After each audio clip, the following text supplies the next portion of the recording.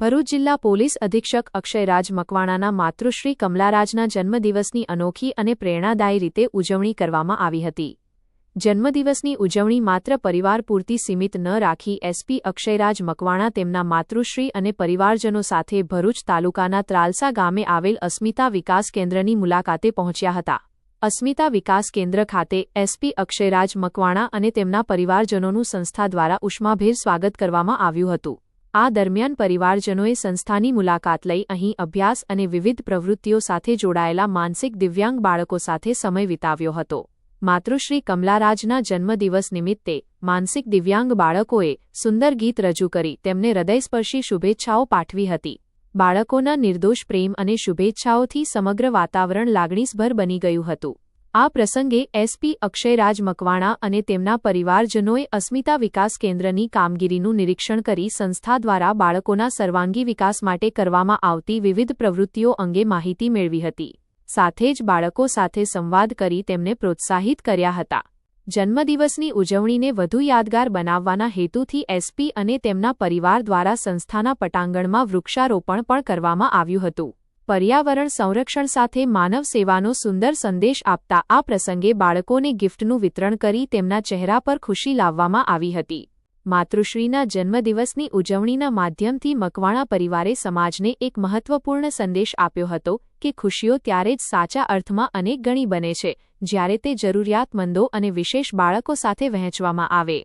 અસ્મિતા વિકાસ કેન્દ્ર જેવા સંસ્થાઓમાં બાળકોના જીવનમાં આત્મવિશ્વાસ અને ખુશીઓ ભરવાનું કાર્ય સમાજ માટે પ્રેરણારૂપ બની રહ્યું છે।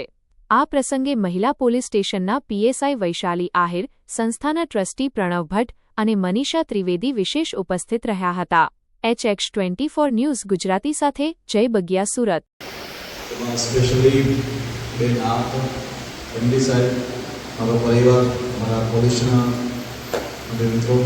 અને ખાસ કરીને તમે બધા જ મારા વાલા બાળકો, મને થયું કે હું કેમ આજે મારા અહીંયા 10 મહિના થઈ ગયા જિલ્લામાં, મને આજે તમને બધાને મળીને એમ લાગ્યું કે હું કેમ આટલી વાર કરી કે તમને બધાને મળવામાં આવે।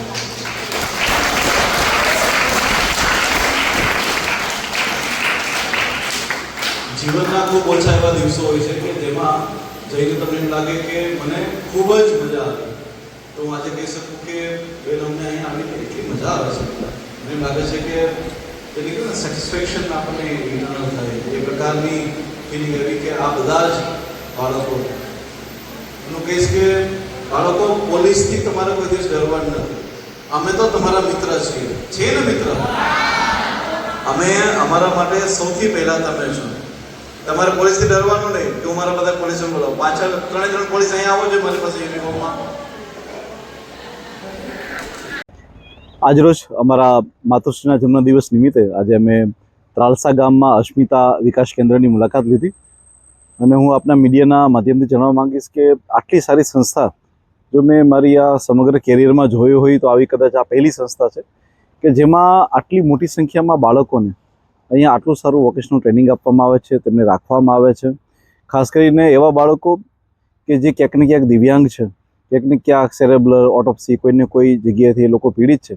આવા તમામ બાળકો, જેમાં બાળકીઓ પણ હોય છે અને બાળકો પણ હોય છે, આવા તમામ બાળકોને અહીંયા રાખવા અને એ લોકોને જમાડવા, ટ્રેનિંગ આપવી, શિક્ષણ આપવું અને છતાં પણ આટલા ઓછા સ્ટાફમાં અને આટલી સારી સુવિધાઓ આપવી, હું ખરેખર અસ્મિતા વિકાસ કેન્દ્રનો, તેમના ફાઉન્ડર જે છે એ પ્રવીણભાઈનો, અહીંયા MD પ્રણવભાઈ અને અહીંયા ખાસ કરીને હું બેન મનીષાબેનનો ખૂબ ખૂબ આભાર વ્યક્ત કરવા માંગીશ કે આટલી સારી સંસ્થામાં તમે આટલું સારા લેવલે પહોંચાડ્યું છે અને આટલો સારો સમય આપો છો।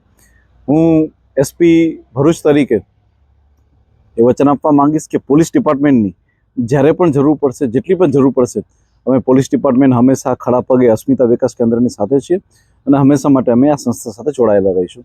Thank you. જય હિન્દ।